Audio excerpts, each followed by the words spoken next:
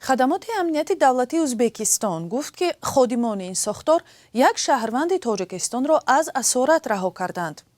дафтари матбуоти ин ниҳод рӯзи 26 январ дар як барномаи телевизионие хабар дод ки ҳодиса дар шаҳри деҳнави вилояти Сурхондарёи Узбекистон рух додааст.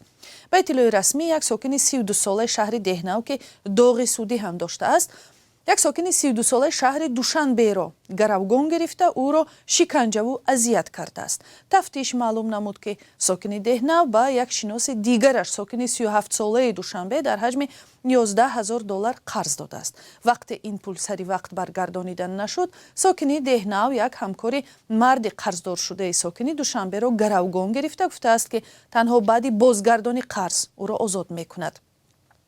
вале азбаски қарз баргардонида нашуд, марди тоҷикистонӣ дар асорат монда ба иттилои хадамоти амнияти давлатии Узбекистон мавриди шиканҷаву латукуби зиёд қарор гирифт.